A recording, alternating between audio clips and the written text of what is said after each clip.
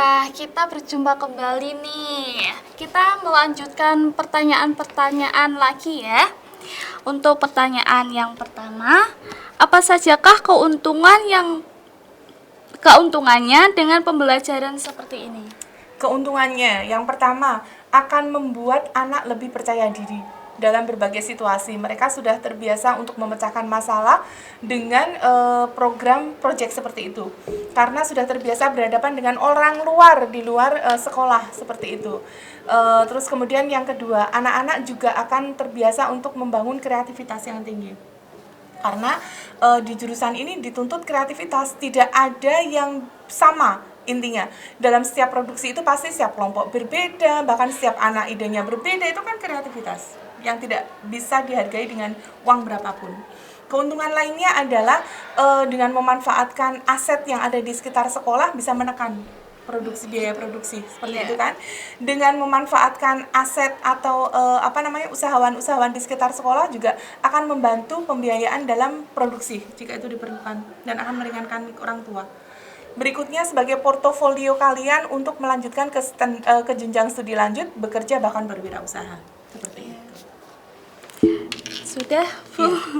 Untuk pertanyaan kedua, apakah metode pembelajaran seperti itu dapat diterapkan pada mapel lainnya? Sangat bisa, kita sangat bisa kolaborasi dengan misalnya pembelajaran project based learning ini dipadu-padankan dengan bahasa Indonesia. Guru bahasa Indonesia bisa masuk ke ranah proposal, mengecek skenario, kemudian memastikan bahwa anak-anak menerapkan tata bahasa yang baik dan benar ketika mereka bereportase gitu menggunakan bahasa yang santun dan lain sebagainya. Untuk agama gitu misalnya tema-tema keagamaan bisa diangkat dengan melibatkan guru agama seperti itu kan, bahkan bisa terlibat dalam menjadi talent dan lain sebagainya. Matematika akan masuk di dalam penghitungan biaya produksi, akuntansi biaya produksi, kemudian di multimedia barangkali akan membantu grafis untuk bumper dan lain sebagainya, sangat bisa. Untuk pertanyaan ketiga, apa saja keuntungan dan sarannya? Oh iya, keuntungan jika kita berkolaborasi dengan mapel lain itu akan pasti membuat yang pertama tidak jenuh. Ya, tidak jenuh. Guru kan pasti ada titik jenuhnya ketika mengajar itu saja, tapi ketika kita berkolaborasi ada sesuatu yang lain nih yang bisa digarap gitu kan. Terus kemudian bisa menelurkan kreativitas lain, ada ide-ide inovasi lain yang bisa guru ciptakan gitu untuk pembelajaran. Terus kemudian keuntungan lainnya dengan menggerakkan segenap aset yang ada, melibatkan anak broadcasting, tentu karena tuntutan guru sekarang membuat karya yang bersifat audio video akan lebih mudah. Ada ilmu baru ini, seperti itu kan. Dan karya-karyanya tentu pasti lebih berkualitas, seperti itu.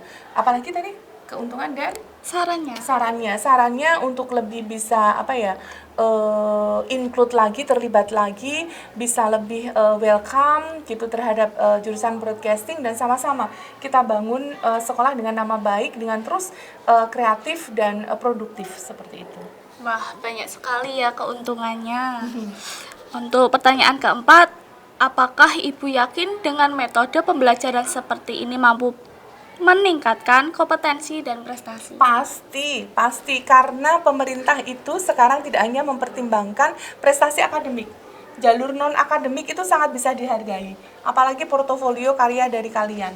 Gitu kan? Dengan jurusan-jurusan yang linier kalian bisa dengan mudah melanjutkan studi, berwirausaha bahkan, atau bekerja di jalur yang linier.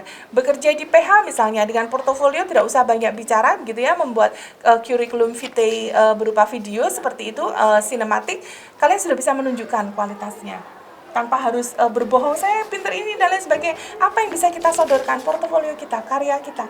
Ini loh, selama saya sekolah saya sudah bikin ini, ada BTS-nya, ada laporannya. BTS itu behind the scene ya, di balik layar. Terus kemudian prestasi-prestasinya itu akan sangat lebih kuat dibandingkan hanya sekedar secari kertas kurikulum vitae seperti itu. Tuh, pertanyaan kelima, hubungannya peningkatan kompetensi dan peningkatan prestasi dengan penerapan asset based thinking dan project based learning seperti apa? Pasti dengan asset based thinking dan project based thinking itu akan memacu timbulnya prestasi dan peningkatan kompetensi. Setiap kali project yang berbeda pasti akan ada sesuatu lain yang harus ditemui dan harus ditingkatkan.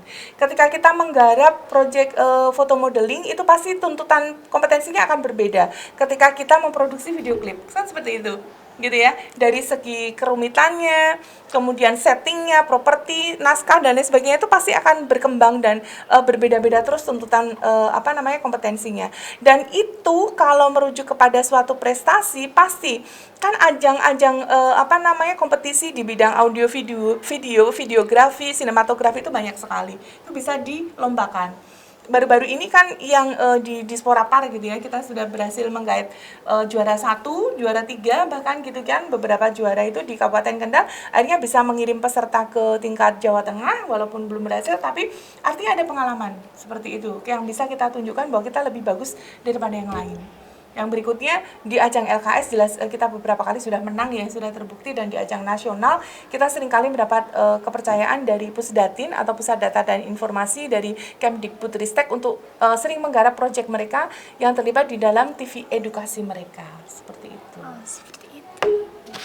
Untuk pertanyaan terakhir nih Bu, saran Ibu apa sajakah yang harus dipersiapkan lulusan SMK, terutama jurusan Broadcasting TV dan perfilman dalam menghadapi kelulusan? Pertanyaan yang bagus. Yang pertama harus disiapkan mentalnya dulu. Nilai-nilai akademik itu pasti itu tidak harus kita siapkan dari kelas 10 seharusnya. Itu kita pantau nilainya minimal harus meningkat terus kalau memang mau melanjutkan.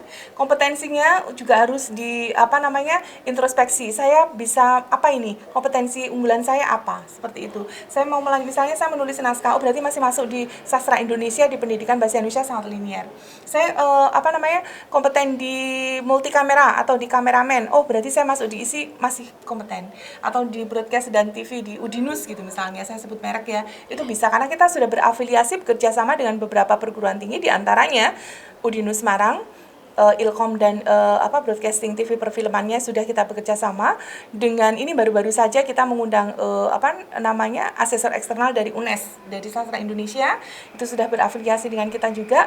Dan dari Undip ada Bapak Muzaka yang selalu membantu ya, dari Sastra Indonesia, dari isi Solo dan isi Jogja. Silakan anak-anak bisa berkolaborasi. Yang terpenting adalah selain itu adalah membangun jejaring. Jadi ketika nanti kalian mencari sponsor dan lain sebagainya, jalin komunikasi itu dengan baik, dengan intens. Siapa tahu dari mereka kita mendapatkan job, mendapatkan pekerjaan. Jangan remehkan yang namanya menyimpan nomor-nomor dari orang-orang sukses. Siapa tahu jalan sukses kita juga. Gitu. Terus kemudian yang berikutnya tipsnya adalah selalu mengasah kompetensi dan jangan pernah merasa malu atau rendah diri terhadap apa yang kita punya. Jangan. Pemerintah sangat terbuka sekali dengan semua kompetensi baik akademik dan non akademik. Anak-anak yang terbukti berprestasi di bidang non akademik juga banyak yang sukses. Gitu ya, tidak hanya sekarang yang pintar matematika, bahasa Indonesia, bahasa Inggris, mereka dijamin sukses, enggak. Gitu. Anak-anak yang bisa produktif, kreatif pun dijamin pemerintah untuk tetap mendapatkan tempat di Republik ini. Okay. Ya, begitu. Harus dipersiapkan dari sekarang juga kan, Bu? Betul.